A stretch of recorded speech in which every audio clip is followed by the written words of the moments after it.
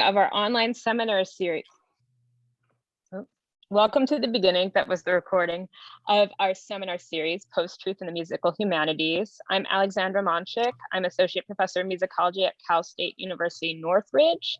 And this is my colleague, Wolfgang Marx from University College Dublin.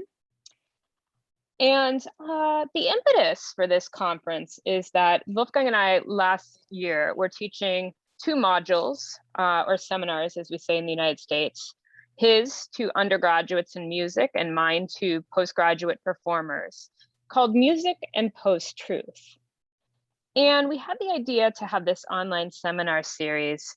Bob Fink, Philip Uhl, Pier Paolo Zanetti, and Christy Brown-Montesano agreed to join us. And just to see how this post-truth phenomenon is affecting music in a broader context. Because this post-truth phenomenon has been a media buzzword for years, and now it's of course affecting academia and vice versa. And so throughout these 5 Mondays, we're looking to explore how post-truth manifests itself in music. We're looking at societal polarization and discourse, as well as reliance on faith and emotion over fact. And so the way this will work is we will present from about 40 to 50 minutes in each webinar. And then we will open it up to questions and discussion. And Wolfgang right now would like to talk about how that works logistically. And I'd like to introduce Wolfgang's talk right now, called Singing Between Scylla and Charybdis, Ethics, Power, and Polarization in the Musical Humanities. Thank you, Wolfgang. Thank you very much. Now I have to switch to, can you see me? Yeah. Okay. Good evening. And let me begin by stating that nothing, really almost nothing that I will talk about today is actually entirely new. The attitudes that we associate with the term post-truth have been around forever, really. I could now read out definitions like the one by Oxford Dictionaries that made the term post-truth famous in 2016 when they made it word of the year. But the best representation of it that I've ever seen is a cartoon by Martin Chauvel. So that's the time to share the screen. Some of you may have seen it before. Okay, so this is really self-explanatory, I think. What we now call post-truth attitudes have been recognized, as I said, for a long time. What is new, however, is the intensity and ubiquity in which they dominate today's public discourse, and also our willingness to accept them. We see this, for example, at the ballot box in many countries. As Matthew D'Ancona put it, quote, outrage gives way to indifference and finally to collusion. We no longer expect our elected politicians to speak the truth. That for now has been written out of the job description, or at least significantly relegated on the list of required attributes. The clinching factor in the rise of post-truth has been our behavior as citizens. By rewarding those who lie with political success, exempting them from the traditional expectations of integrity, we have seceded from the duties of citizenship, end quote. This doesn't, of course, absolve the amoral post-truthers who are lying their way to the top from their responsibilities. Yet it is helpful to keep this in mind. Much of what I will talk about today is also not specific to musicology. It affects all humanities disciplines or even all academic disciplines. Yet, whether it's art, history, archaeology, languages, philosophy, or musicology, we all have an obligation to respond to this challenge for 2 reasons. Firstly, the post-truth attitude is deeply anti-academic, anti-intellectual, and anti-scientific. It endangers everything universities traditionally stand for. So we really can't stand aside, or we allow for the rug being pulled from under our feet without even resisting. Secondly, to some extent, the humanities and social sciences have helped bringing this attitude about. At the very least, we provided it with an intellectual foundation, even if inadvertently so. Hence, academics as a profession have an even greater responsibility to join the fight against this phenomenon. I will consider in 4 steps how both musicological research and teaching are affected by all this, and how they may be able to constructively respond to this challenge. 1. Slip discourse. I was planning to start my talk with a look at online reactions to a random news item. Yet then something happened that made me select an example closer to home. On the 27th of August, Slipped Disc, a blog on classical music run by Norman Lebrecht that I'm sure many of you know, published this note about our seminar series. The framing lines here are the most important ones. Quote, an academic discipline that has lost almost all relevance to music, unquote, and, quote, each with his, her, their political agenda. I think we can guess where this is heading, unquote. These lines, as well as the comments that readers left underneath in subsequent days, you can follow that up yourself if you like afterwards, represent excellent examples of post-truth behavior. Lebrecht, the author, likes making general statements here about musicology without presenting examples or arguments. He insinuates something without actually saying it. I think we can guess where this is heading. It's so-called a wink-wink attitude. While not actually saying what one thinks is not very relevant in our context here, it would be legally important in the context of something, let's say, like an impeachment proceedings. Lebrecht's insinuation ignores critical comments we make about post-truth in our announcement of this series, and thus misrepresents facts. He seems to assume that anyone who engages with post-truth has to be a supporter of it. He also operates on the basis that everyone else has a political agenda, while his own views are not based on an agenda, but presumably the way things just are, aka the truth. He acts in a tribal fashion in addressing people who agree with his views, rather than trying to engage with readers who may be of a different persuasion. In fact, the wording ensures that those people would feel attacked. What this blog entry therefore mainly does is virtue signaling. Its function is not an exchange of different views through dialogue, but mutual reinforcement of pre-existing opinions within a group or bubble. Internet communication, particularly in social media, often achieve this through the communal venting of anger, scorn, ridicule, and similar emotions. This is exactly what happened here, as quite a few readers, up to 60, left comments under the text. And here you can see a brief selection of them. It is obvious that most commenters react to Lebrecht's text without having used the link he actually provides to read our announcement itself. This is quite a common phenomenon online. The vast majority of the comments react entirely emotionally. While a few people reveal a full name, I've left all the names out here, but some of them have a full name, many of them operate under first name only or otherwise use a pseudonym, such as, for example, Minnesota, California, Karma, Ich bin Ereignis, or my favorite, Hunter Biden's laptop. Hence, many of them are effectively anonymous. Again, a very common occurrence in the internet, which significantly lowers the civility threshold of keyboard warriors. It is much easier to say something online if nobody knows who I am. If I don't see the person at which I hurl my invectives, will never meet them in the future, and am in the virtual company of similar-minded people who will like what I'm saying. However, there are also a few attempts by readers to argue with the other commenters, and here are two of them.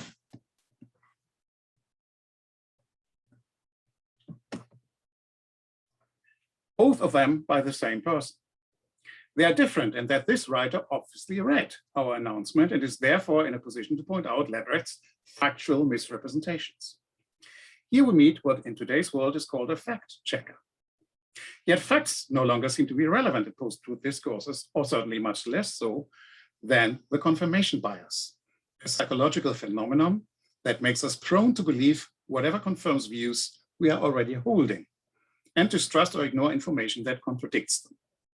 Hence, there's either no reaction to those corrections in the comments thread or a negative one. The two comments also demonstrate something I've experienced many times myself, and perhaps you have too. You try to argue with someone by providing information, here quotations from our text. Yet later on, when this obviously doesn't have an impact, you lose patience and start lowering the tone yourself, shortening the entries and often attacking the other commenter, as in vacuous and pompous comments.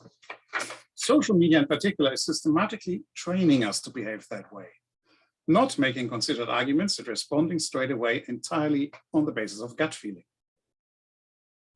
An important aspect of this look at slip disc as a purveyor of post-truth is the different levels of responsibility represented here. Lebrecht consciously manipulates his readers with this blog entry, while the majority of commenters display a combination of laziness, as they didn't check the source he provided, and confirmation bias. The former bears a higher degree of responsibility than the latter. While this doesn't absolve Lebrecht's audience from responsibility, remember Matthew Dancona's opening quote, it still needs to be taken into account in a world in which internet mobs regularly congregate to annihilate their enemy of the day, without assessing things such as levels of responsibility. Lebrecht's news item and the comments represent by no means a particularly bad example of the loss of civility in online interactions or elsewhere. I'm sure you've all seen much worse. If it happens in less obscure niches of the internet, and if hundreds or even thousands of people are involved, the virtual mob can create shitstorms of epic proportions. On occasion, people have even been driven to suicide by them. At least there is no risk of that here. This example introduces us to two of the three core issues related to the post-truth phenomenon. The ever-increasing polarization of society and the focus on emotion at the expense of reason. A third one is the epistemological aspect, the understanding of what is true, or whether we live in a relativist world in which my truth may be valid for me, yet not for you, and the ethical consequences of that. Now, this may actually be a good moment to explain my title. Scylla and Charybdis feature in Homer's Odyssey and have become a metaphor for having to choose between two equally negative options, a rock and a hard place. On his decade-long attempt to get home, Ulysses had to sail through the Strait of Messina, between the maelstrom Scylla and the six-headed sea monster Charybdis. He lost 6 members of his crew to Charybdis when he got too close to the rock on that side. Yet getting too close to Scylla would have led the entire ship perishing. I see this as a metaphor for academics who are meant to be as objective as possible, yet always have to find a path between political and societal oppositions. It is impossible not to position oneself in relation to them, an internal paradox that has become even more challenging today. Yet I'm also thinking of the challenge Ulysses faces immediately before reaching the Strait of Messina, his encounter with the sirens. These 3 female beings, part human, part bird, sing so beautifully that every man will try to change course and get closer to them, even if he, like Ulysses, knows that they will kill him on arrival. As Homer puts it, whomsoever shall for want of knowledge moved, but hear the call of any siren, he will so despise both wife and children for their sorceries. The sirens will so soften with their song, shrill and in sensual appetite so strong, his loose affections that he gives them head. In other words, the emotional power of music overwhelms reason. The knowledge of certain death does not prevent a man from doing everything he can to reach the sirens. Ulysses only escapes them by being tied to the mast while his crew plugs their ears until they have passed the danger. It is fitting for our topic that it is music that is described as such a strong means to suppress reason and let emotions rule. And we can see actually here the two Scylla and Charybdis Charybdis on the left, Scylla on the right, and then the sirens in the second picture. I don't want to get too deeply into the ethical aspect, the question of what truth means today, except by referring to the philosopher Douglas Edwards, who distinguishes 2 domains of truth, a representational and a non-representational one. Lead is heavier than aluminium is a representational truth, as the facts on the ground, the attributes of the 2 metals in question, determine whether we accept it as true. The Italian philosopher Maurizio Ferraris calls this a natural object. It remains true regardless of whether or not human beings exist. However, a statement such as X is our ruler is a non-representational truth. If everyone decided right now to no longer follow the ruler's directives, this person would effectively cease to rule us immediately. Hence, it is our acceptance of the proposition that X is our ruler that makes this statement true, rather than anything integral to the person X. Maurizio Ferraris calls this a social object. For Edwards, this is a non-representational truth. It is not represented by any fact in the world. It entirely depends on what we think. Unsurprisingly, social objects, or non-representational truths, are far more often the subject of disagreements than representational truths. However, post-truthers now even reject natural objects or representational truths. For example, if a politician denies having said something that is readily available for checking on countless news sources, this falls into the domain of representational truth, or is a natural fact. Yet we have seen that even things like these are now regularly contested. Yet post-truthers don't care about whether what they say is true or not anyway. To them, the truth is no longer a category relevant to political or societal discourse, or academic for that matter. Sometimes it may actually be true what they say, but often it is not. In any case, what matters most is whether a claim advances their aims. The best way to make the category of truth irrelevant, not only in the minds of post-truthers themselves, but in that of the people in general, has been described some 70 years ago by Hannah Arendt in The Origins of Totalitarianism. The result of a consistent and total substitution of lies for factual truth is not that the lie will now be accepted as truth and truth be defined as lie, but that the sense by which we take our bearings in the real world and the category of truth versus falsehood is among the mental means to this end is being destroyed. The ideal subject of totalitarian rule is not the convinced Nazi or the dedicated communist, but people for whom the distinction between fact and fiction, true and false, no longer exists. This again reminds us of Matthew Dancona's words quoted at the beginning. And in my view, this is the most serious danger we are facing today.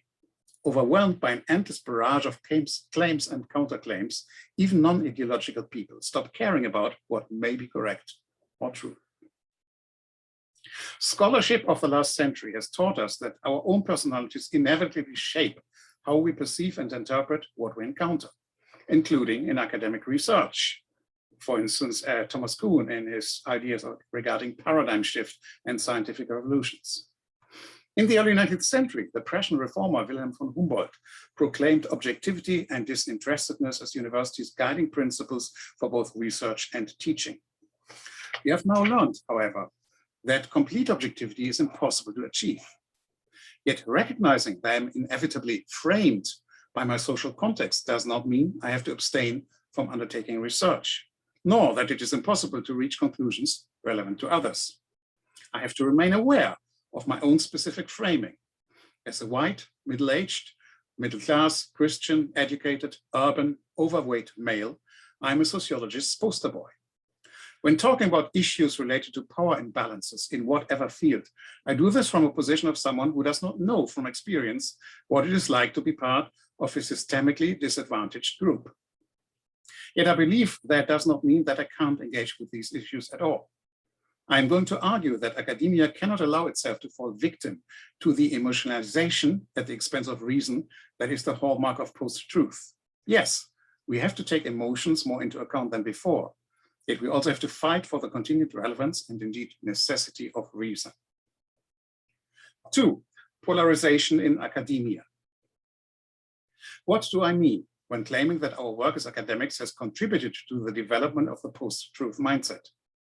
It has to do with aspects of postmodern and critical thinking, or more precisely with misrepresentations of them. Yet these misinterpretations, which I certainly did nothing to prevent myself until I started thinking about these issues relatively recently, are, I think, a big issue. In 2017, the US philosopher Daniel Dennett stated in an interview in The Guardian newspaper, quote, "I think what the postmodernists did was truly evil. They are responsible for the intellectual fad that made it respectable to be cynical about truth and facts," unquote. Not everybody blames postmodernists the same way. Matthew Dancona has a more nuanced interpretation, which you can see here. Yet he too doesn't absolve postmodern thinkers from the blame. It would be naive to deny that the principal thinkers associated with this loose niche school, by questioning the very notion of objective reality did much to corrode the notion of truth. Their natural terrain was irony, surface, estrangement, and fragmentation. Postmodern philosophers prefer to understand language and culture as social constructs. And if everything is social construct, then who's to say what is false? But what have postmodernists themselves to say about this? The French philosopher and sociologist Bruno Latour wrote these lines in an article in 2004. I myself have spent some time in the past trying to show the lack of scientific certainty inherent in the construction of facts. I intended to emancipate the public from prematurely naturalized objective facts. Was I foolishly mistaken? Entire PhD programs are still running to make sure that good American kids are learning the hard way that facts are made up, that there's no such thing as a natural, unmediated, unbiased access to truth, that we are always prisoners of language, that we always speak from a particular standpoint, and so on, while dangerous extremists are using the very same argument of social construction to destroy hard-won evidence that could save our lives. Was I wrong to participate in the invention of this field known as science studies? Is it enough to say that we did not really mean what we said? Later in his article, it becomes clear that Latour employs these words as a rhetorical question, probably not surprising, and that he is not really in the process of giving up his core paradigms and beliefs. Yet he admits that things have gone wrong, and that the school of thinking he belongs to carries some responsibility for the uses and abuses of the arguments he refers to here. It is, by the way, equally remarkable that he already wrote this in 2004, long before post-truth became a thing. This underlines that the attitudes we relate to post-truth are in fact not new at all. They are just appearing in a much more intensified and ubiquitous form. Yet who is misusing the arguments Latour talks about, and how? Mike Cernovich is a right-wing media personality in the US who made waves before the 2016 US election by spreading the claim that Hillary Clinton and other high-ranking Democrats were running a child-born ring from a pizza restaurant in Washington, DC. At exactly the same time, in October 2016, he said this in an interview in The New Yorker. Let's say, for the sake of argument, that Walter Cronkite lied about everything. Before Twitter, how would you have known? Look, I read postmodern theory in college. If everything is a narrative, then we need alternatives to the dominant narrative. I don't look like a guy who reads Lacan, do I? Walter Cronkite was a news anchor during the period when there were only a few TV channels and no internet. So people had virtually no alternative sources of information. They just had to believe him. Now we do. And offering an alternative narrative has become much easier, guided by Cernovich's two core maxims, namely conflict is attention and attention is influence. That guides everything he does. What matters to him and others like him is not what is correct or true, but instead what gains you hits, likes, and shares, and thus allows you to advance whatever cause it is you're supporting, be it an ideological position or just personal gain and advancement. Discourse analysis and deconstruction share the goal to find a deeper meaning behind what is said, taking nothing at face value, but exploring how it serves an underlying and often subconscious purpose. In the case of those in power, this purpose is diverging critique, exercising control, and remaining in power. The truth value of what is said, or whether it is right or wrong, is therefore not a primary concern, or let's say it is subordinated to the goal of preserving or gaining power, depending on where you just are. However, postmodernism shares this concern with an earlier intellectual movement, namely critical theory. In her book, The Limits of Critique from 2016, the American literary scholar Rita Felski analyzes where the focus on the principles of critical theory has brought us today. It is important to stress that Felski does not claim that critical theory is wrong. In fact, she acknowledges that it has offered us much deeper insights into the structures and workings of societies, but rather that a number of problems arise if it dominates a field to the exclusion of all or most other approaches. Felski identifies what Paul Ricoeur has called hermeneutics of suspicion as a driving force behind critical theory. This means that nothing is ever accepted at face value anymore. Instead, quote, these thinkers instantiate a new suspicion of motives, of the ubiquity of deception and self-deception. Rather than being conveyed in words, truth lies beneath, behind, or to the side of those words, encrypted in what cannot be said, in revelatory stutterings and recalcitrant silences. Meaning can be retrieved only after arduous effort. It must be wrested from the text rather than gleaned from the text. The hermeneutics of suspicion as a core method of critical theory have been picked up by postmodern thinkers, and they are what is now applied in a much cruder way by people like Cernovich, and also in political and public discourses more generally. It is now common in political and societal debates to completely avoid engaging with arguments put forward by the other side. Instead, the post-truther immediately resorts to an ad hominem attack, claiming that the opponent, you have to say that, of course, because you are biased due to being whatever, male or female, white or black, Catholic or Protestant, conservative or socialist, elitist, educated, not educated, older, younger, whatever. This allows the post-truther to avoid completely any engagement with the facts and arguments, while also following Cernovich's motto, conflict is attention. That's where the attention lies because it's entertaining for the viewers. They effectively claim to speak the truth themselves while the other side pursues their nefarious goals by creating a specific narrative. They do not admit that we are all framed by our specific societal, racial, gender, etc. position.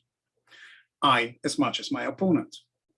Perhaps they often won't even admit that to themselves, although Cernovich certainly does so in his earlier quotation.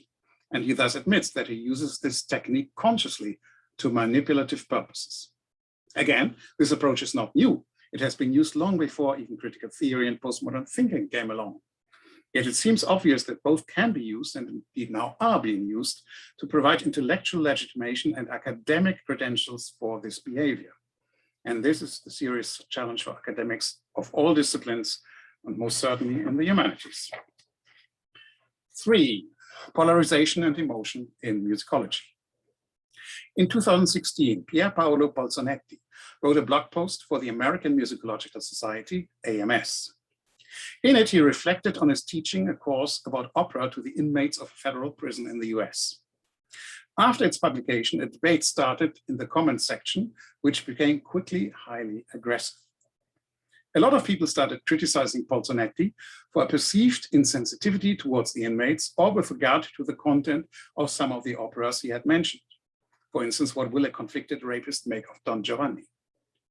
I don't want to engage with the content of this debate here. My main concern is the viciousness to which some contributors descended very quickly. Here are some examples from the discourse. I'm not going to read them out loud, so you can do that yourself to see that they are not that far away from what we've seen in the slip disc comments. Of course, not all comments were of such a nature, but quite a few were. And in not all attacks are directed at Bolzonetti. Often, like in the case of the second quotation here, commenters attack each other. However, the Bolzonetti example is different from the slip disc comments in several ways. One might have expected that people trained to look at things in a reasoned and dispassionate way are less likely to engage in this kind of mob activity. Yet that is clearly not the case. The participants in the Bolzonetti debate were registered members of the AMS website, and at least the vast majority, academics. I personally know of them, some of the commenters who participated in this discourse. What this tells us is that even academics are prone to engage in this kind of activity, and they often do it without hiding behind a pseudonym. That's not a unique exception. I regularly see things of this nature appear in my own social media bubble. There are some people around who definitely enjoy acting as agent provocateur and polemicists in the service of whatever cause they support. Here's a second example. Most of you will have heard of the recent debates around music theory and white racial framing, generally labeled as Schenkergate. It was kickstarted by a keynote address which Philip Ewell gave at the annual conference of the Society for Music Theory in November 2019, and continued by a more extensive version of this talk published in as an article in the journal Music Theory Online a few months later. You can see its core points, which again, I don't want to discuss content-wise here on this slide. In July 2020, the Journal of Schenkerian Studies published an issue dedicated to responses to Ewell's talk. While 3 of its 15 articles generally supported Ewell's views, the others strongly opposed it, yet often in an academically dubious way. 4 texts were only 1 or 2 pages long. 2, in fact, consist of only 1 or 2 paragraphs, while 1 was even anonymous. The arguments consist partly of ad hominem attacks.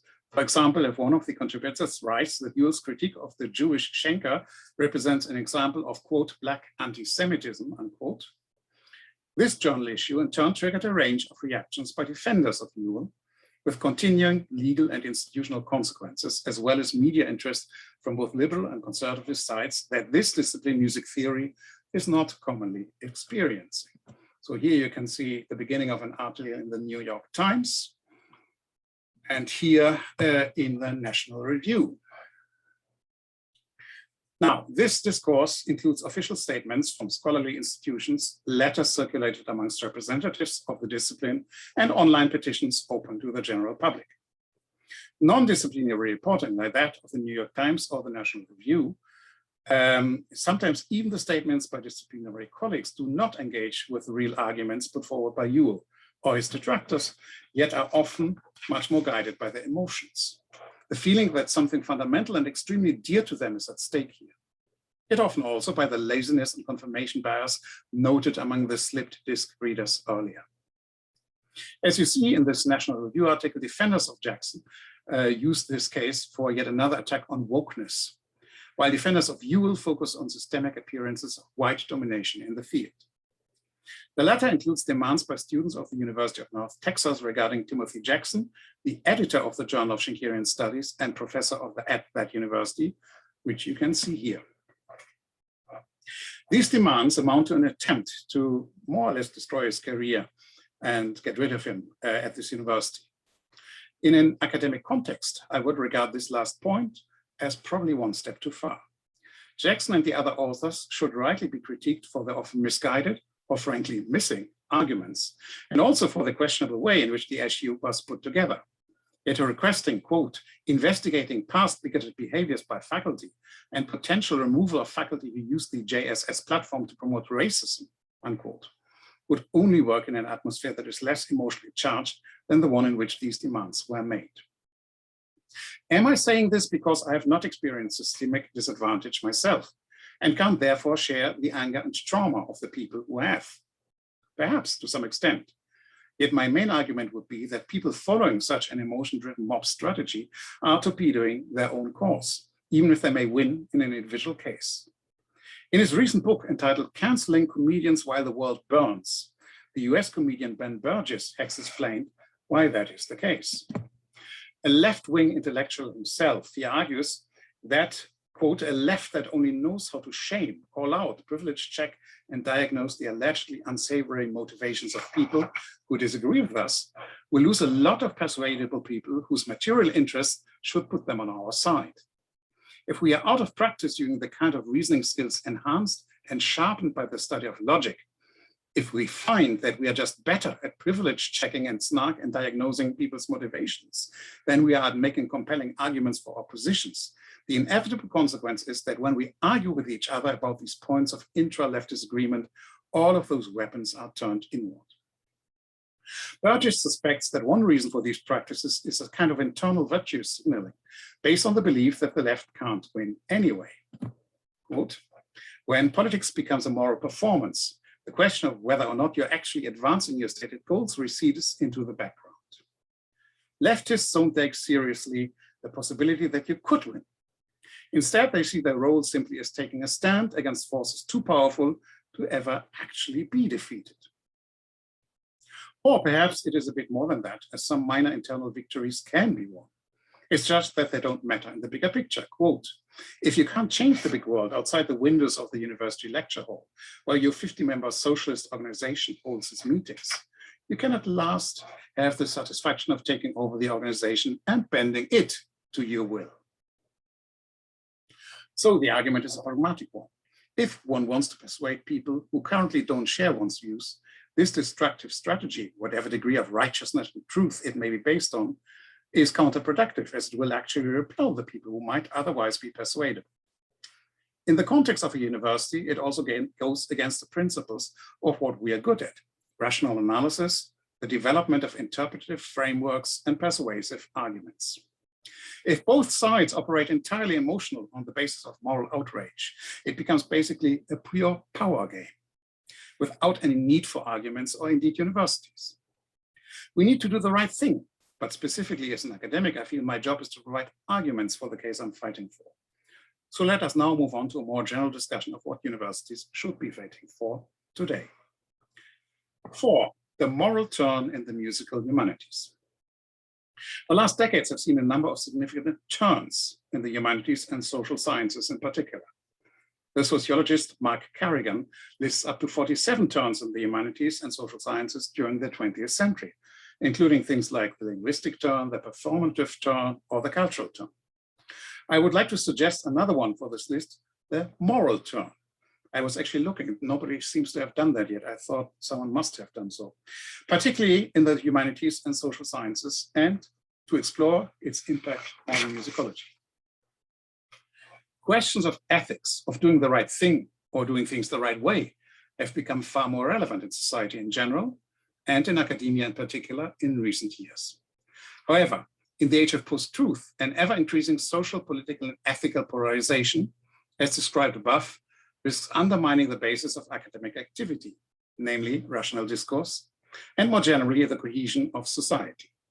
Academic teaching of critical theory and post-structuralist thinking has contributed to this situation. How is this affecting our academic activities? Traditionally, since the Humboldtian reforms, universities have defined themselves as institutions of research and learning. Recently, it has been proposed to expand this dyad to a triad, namely research, learning, and social responsibility. In his book, The New Power University, The Social Purpose of Higher Education in the 21st Century, published just a few months ago in 2021, Jonathan Grant writes that, quote, universities have lost sight of their purpose, which should include the social good, unquote. Social responsibility is to be stressed particularly in order to move away from the mainly economic focus of the neoliberal university. As examples of this approach, he lists ideas such as these: initiatives to increase enrollment from disadvantaged areas, improving local schools, pay living wages, consider environmental impacts and socially responsible procurement policies, and others. None of these is immediately related to what we teach, but there are indirect ways in which we can relate to them. When preparing a recent internal funding application at my university, I came across this question: to what extent does the proposed activity address an issue of global importance and/or align with the UN Sustainable Development Goals? This wasn't the first time I've seen such a question. Conditions like these are more and more prevalent in research-related forms. As you probably know, the 17 UN Sustainable Development Goals are not focusing on environmental issues alone. They also relate to things such as quality education, reducing inequality, and sustainable cities and communities. Issues that humanities scholars can more easily relate to and integrate into their work. A more direct way of integrating social concerns and responsibilities within the musicological discourse can be found in the work of William Cheng. In Just Vibrations from 2016, he sets up his stall early on when saying, quote, "But as we scramble for authority, as we race for erudite discoveries and prestige, should we pause to check our moral pulse, as well as the pulse of respective academic fields," unquote. How can that moral pulse manifest itself? Cheng continues, quote, "Is musicology about the safety of a female music student? No, it isn't if we define musicology starkly as the study of music. But yes, it is if we envision musicology as all the activities, care, and caregiving of people who identify as members of the musicology community," unquote. To put it in a more specific way, today we can no longer separate James Levine, the conductor, from James Levine, the person. Attempts to rescue one by downplaying or ignoring the deeds of the other are no longer tenable. And I, for one, think this is a good development. As Cheng points out, quote, "If the idea of art for art's sake is dead, our autopsy would show that it perished not simply from unrealistic ideals, ontological falsity, and hero worship, but also from its moral untenability." This doesn't mean, at least in my view, that we can no longer investigate the artistic achievements of someone like Levine, but certainly we cannot separate it from the rest of the person and have to acknowledge it. Philip Yule's essay on Schenker and the white racial frame, which we discussed earlier, falls into the same category. It proposes that we cannot separate the man from his work, yet it does not suggest to completely give up Schenkerian analysis, which Yule himself uses regularly when writing about, for example, Russian music. Rather, we acknowledge the history and the views of Schenker the person and leave it to our students, or those reading our texts, to form their own opinions. Like Cheng, Yule argues his case. While both are driven by deep emotional and moral commitments and personal experiences, in their academic publications, each one makes a rational case, sets out a theoretical framework without any ad hominem attack on either the object of their research or potentially the reader.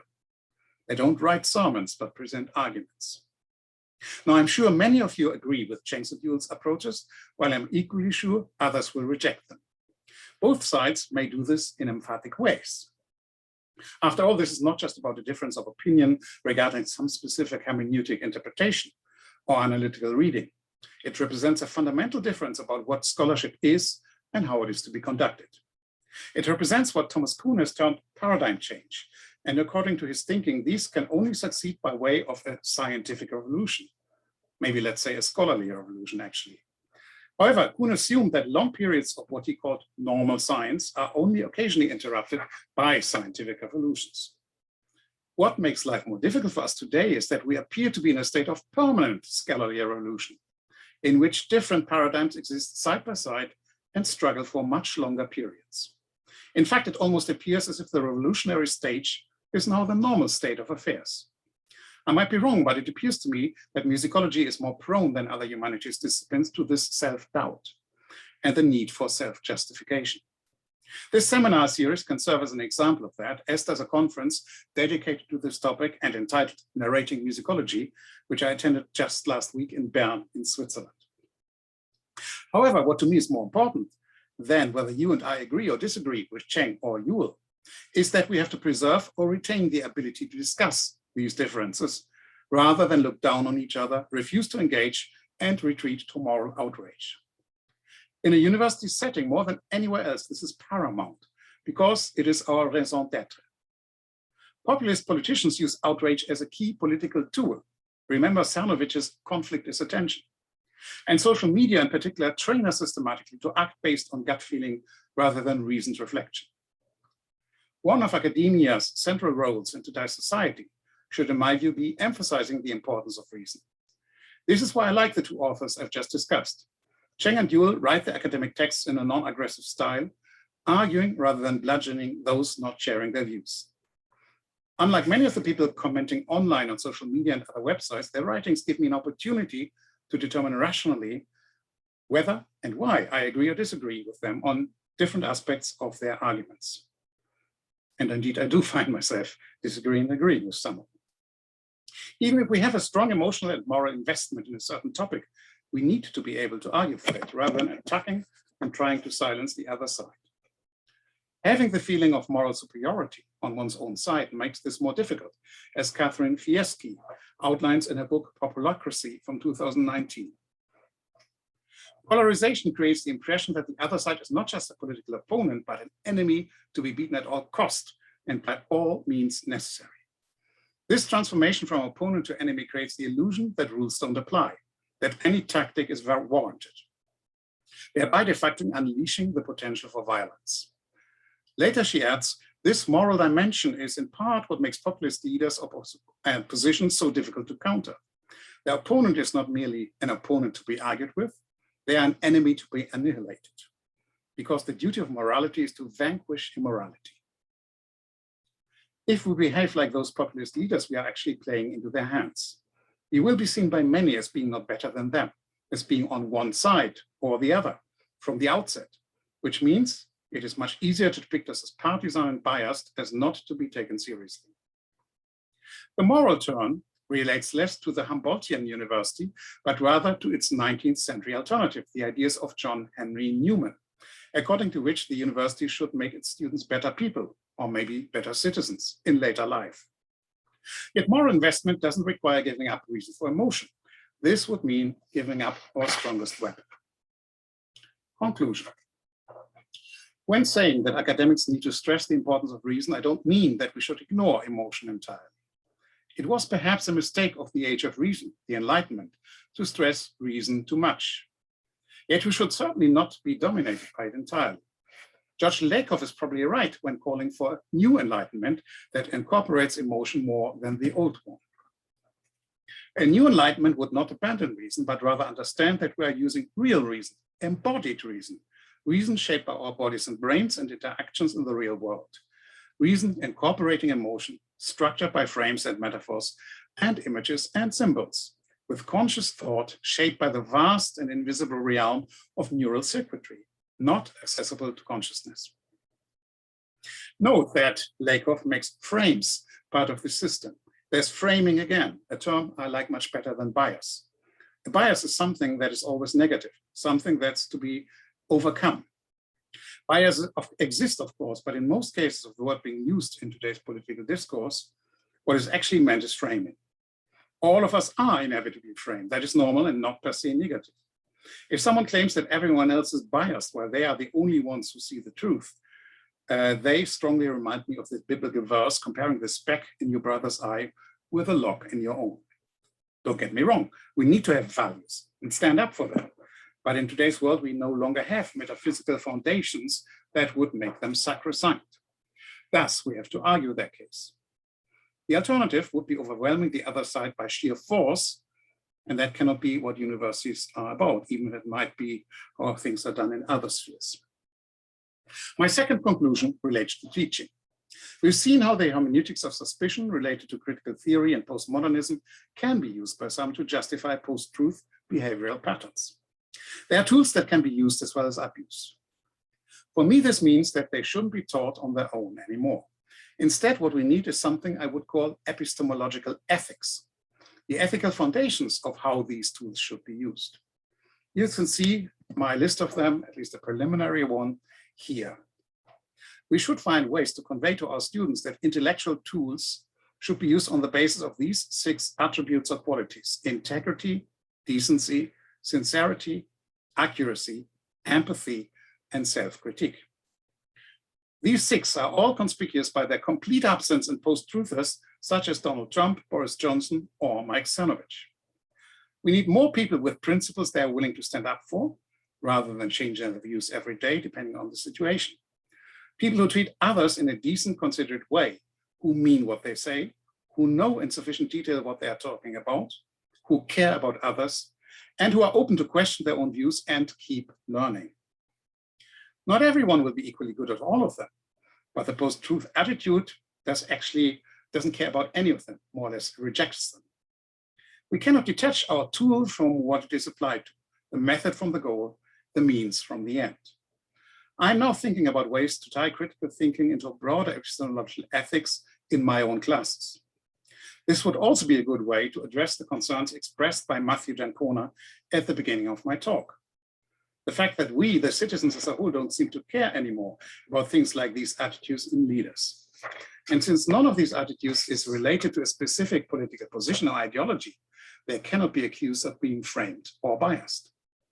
They may not only help us and our students to find a safer path between Scylla and Charybdis, they may also strengthen our ability to plug our ears to the songs of the sirens. Thank you very much.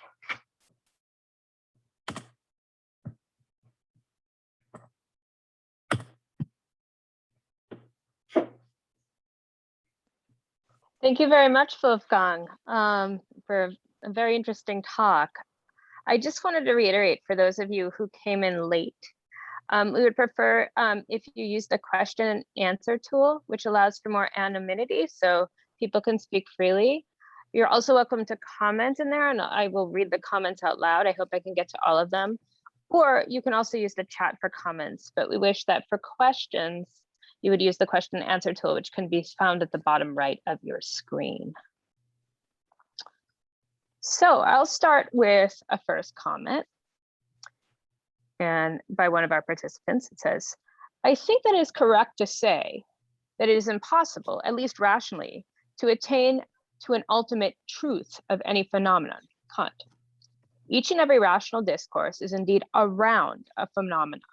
It is only true in respect of its particular point of view and taking account of its theoretical premises. In this sense, I'm happy to accept multiple truths, as long as none of these claim to be the truth. You want to comment on that, or? Thank you. I agree. That is fully correct.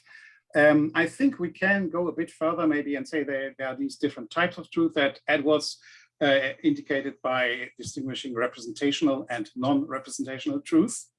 And also maybe by what philosophers have as the three main theories of truth that are separate from that distinction, mainly the coherence theory, the correspondence theory, and the pragmatic theory. You say, some people say, true is if a sentence corresponds to what is out there in the real world, but of course that isn't applicable to everything.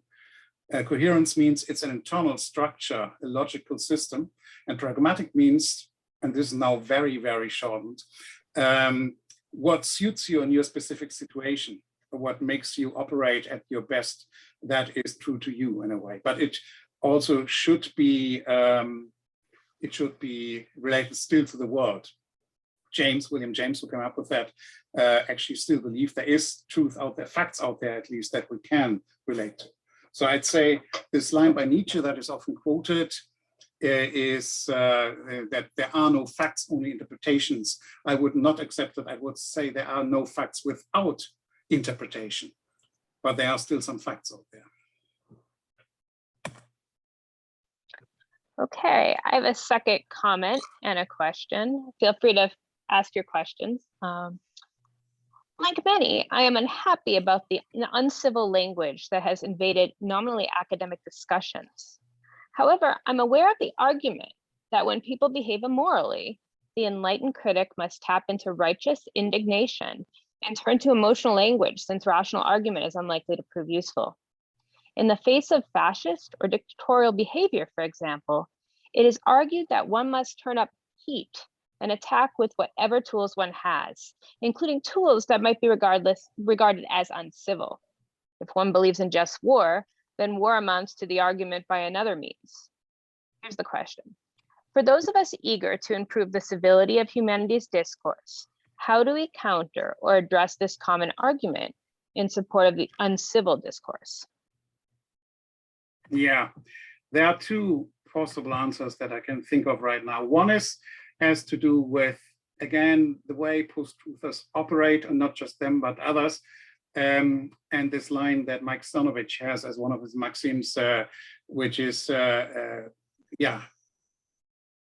you create tension by creating clashes, by creating these uncivil situations.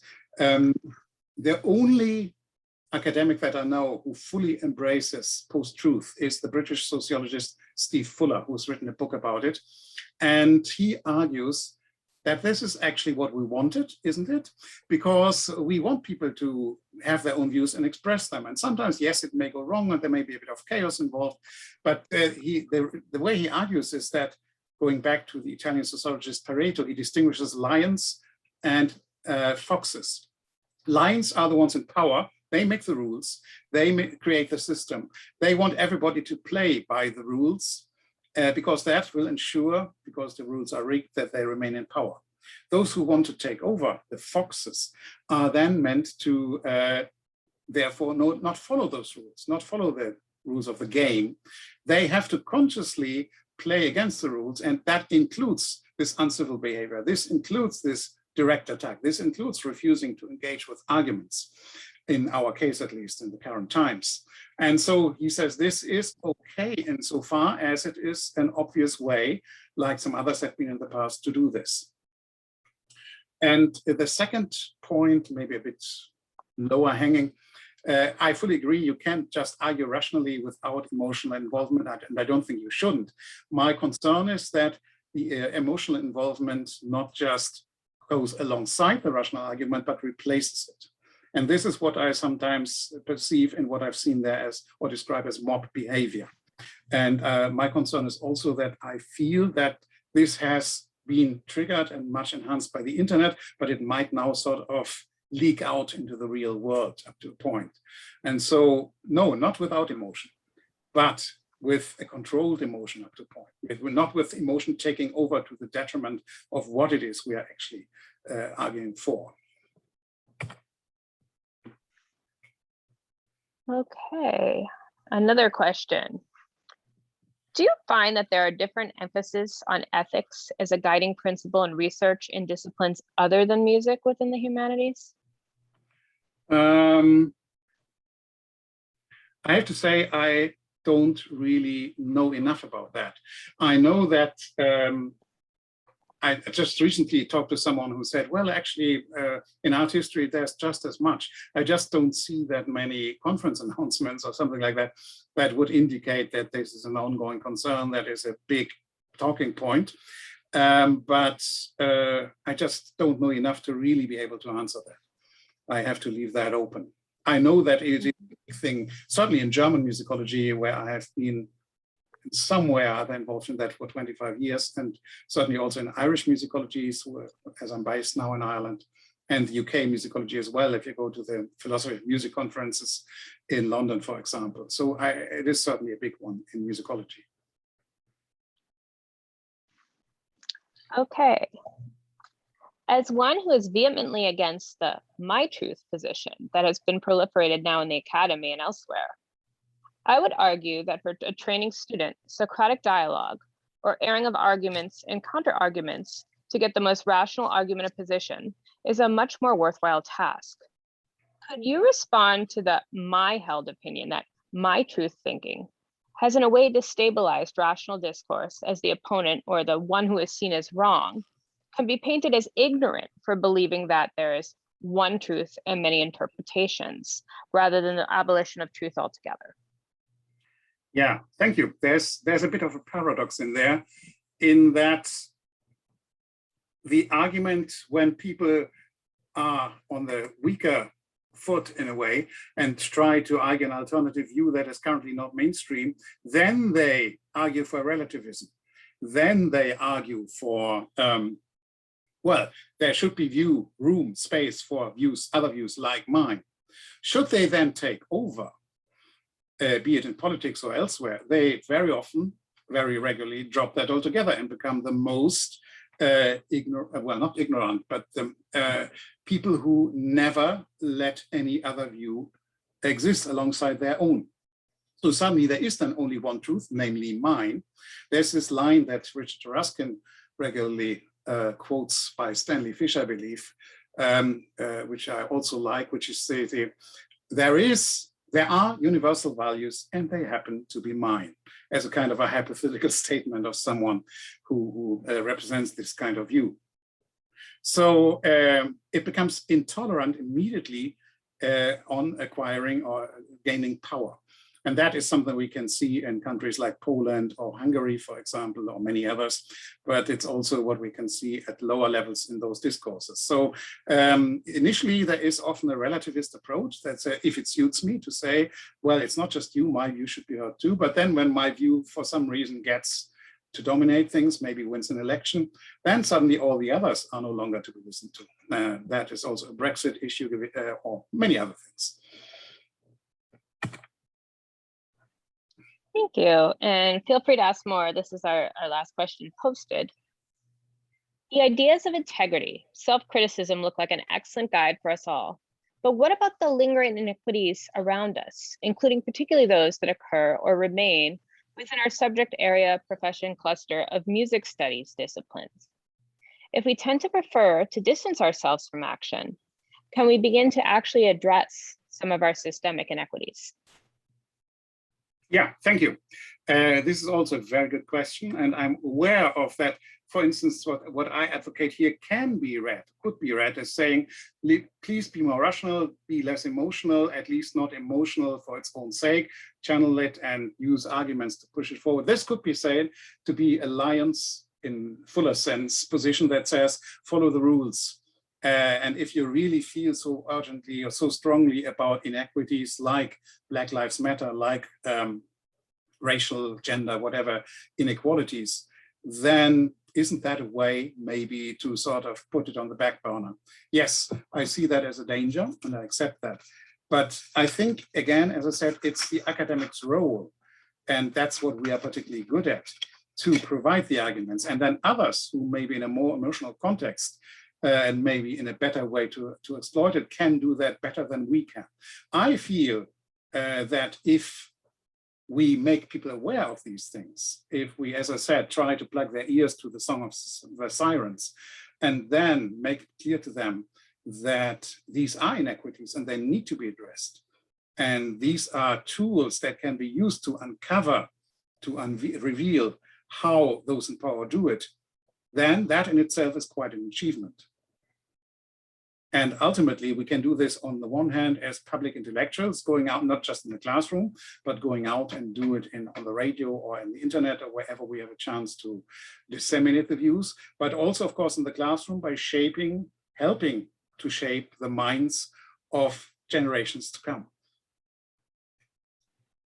I wholeheartedly concur, and I just wanted to point out in terms of inequities, and I think this is tangentially related to the question, is that there are inequities in academia too.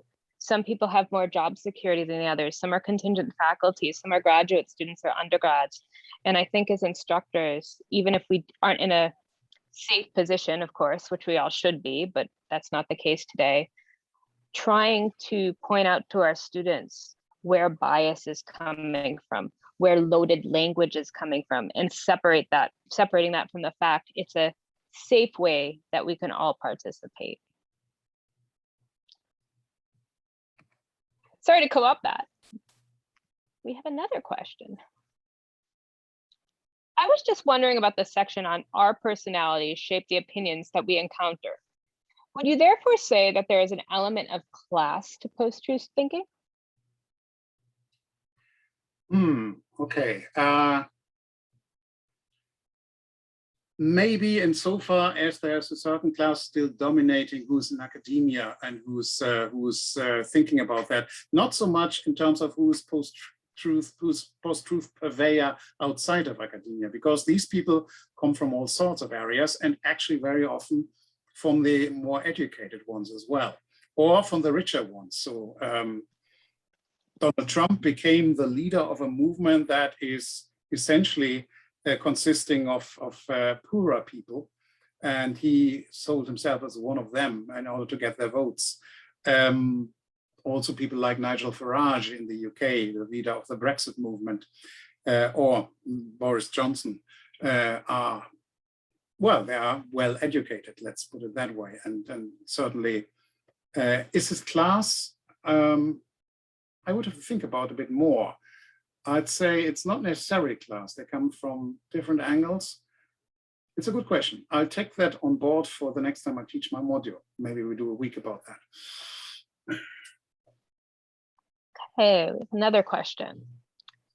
You had mentioned that emotionality often and in quick rapidity overtakes those vying to make their voice heard in the saturated echo chamber, fill in the media blank. However, the psychotherapist Eckhart Tolle talks about the emotional fixation or addiction. Could this then be applied here in debates across the disciplinary track, a latent addiction to the reactionary pleasure? Twittersphere academics and their 150 or less contributions feel relevant here in some regard. Yeah. One of the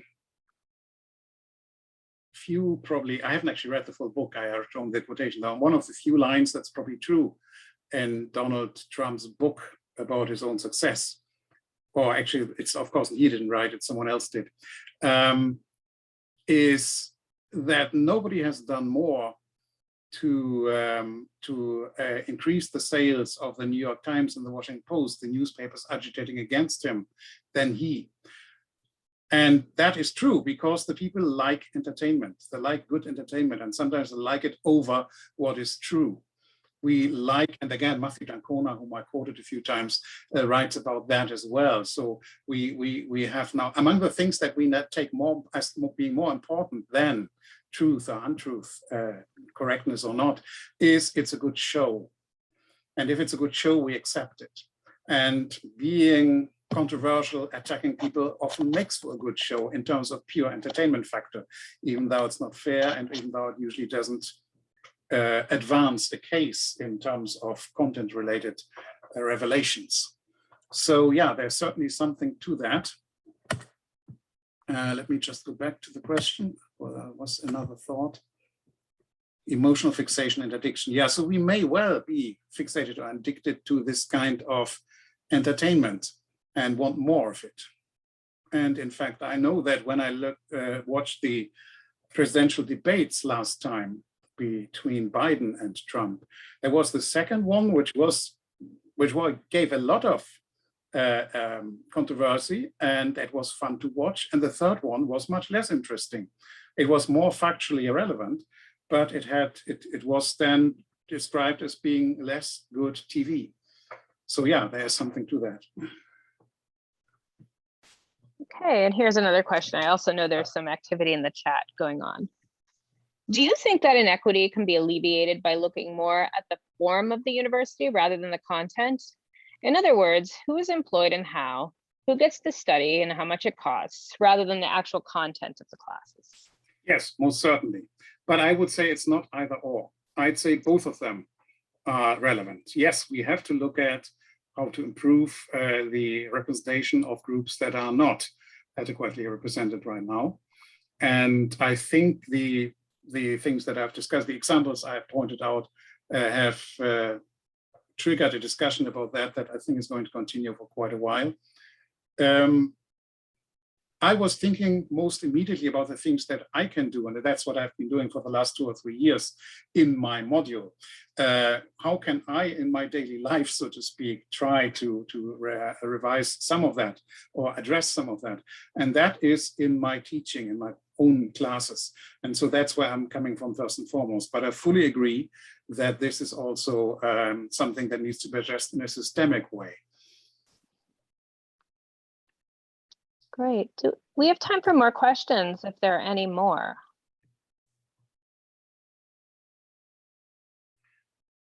While we wait to see if there are any more, I just wanted to talk about our next panel on Monday, same time. Sorry, there are a few things in the chat that I just read. Oh, okay, okay. Sure. We can avoid many problems by avoiding the word truth and focus instead on the word evidence. Yes. In our academic writings, we may be able to do that, but I think in daily discourse, truth is so present, so much present, and I don't think we will be entirely able to avoid that.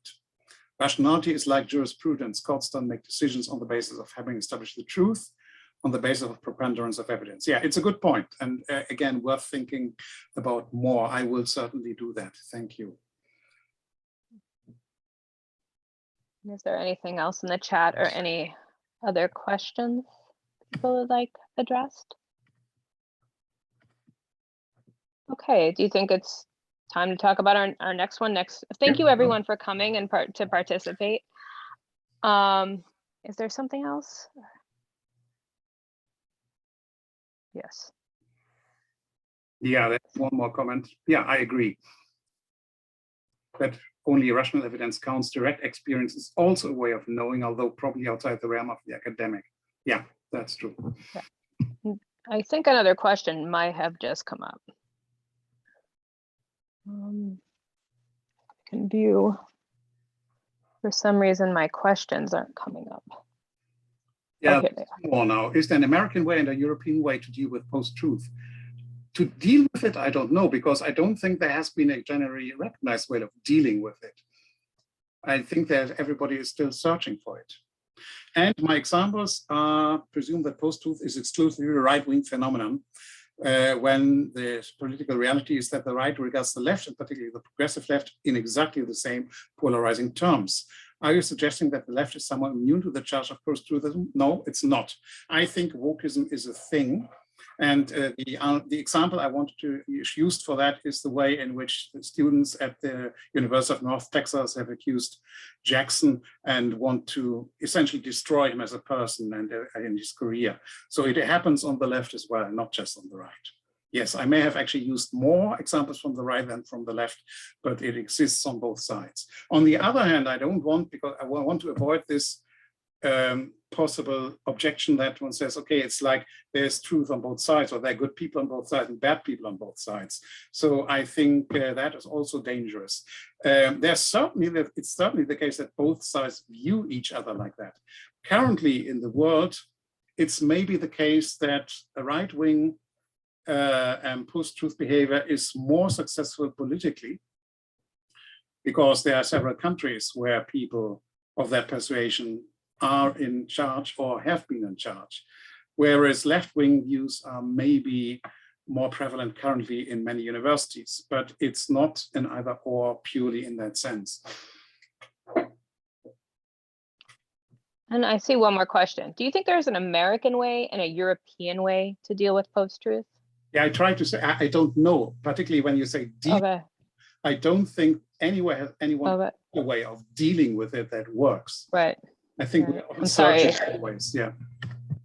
Yeah, and one thing we've talked about personally is there seems to be almost linguistic ways to deal with post-truth. We see more comparisons, say, between the United States and the UK than, say, the UK and Germany, in this era at least. Yeah. Are there any other questions or comments? Just wait a minute. Okay. Okay, just one more. Everyone can see that. Yeah, I fully agree. Yeah, it's true. No need to comment. True. That is. Yeah, we correct. concur. Yeah. Mm-hmm. Okay, so next week we have a little bit of a modality change, so to speak, in that Pier Paolo Pozzanetti of the Musicology Now debate, which Wolfgang referenced, will be providing an introduction, and we will be taking a discussion from a moderator, Christy Brown Montesano. We'll come prepared to ask him, almost like an interview, questions of what happened. And then we will be taking questions from the audience. Same format. And I will point out that rather than discussing the validity of his arguments, we're talking about the discourse surrounding it. No one wants to, we want this to be, for lack of a better phrase, a safe space for us to, as academics, to talk about discourse rather than heated discourse. So thank you all very much for coming, and I hope to see many of you in future Mondays. Thank you very much indeed. Great to have you all here.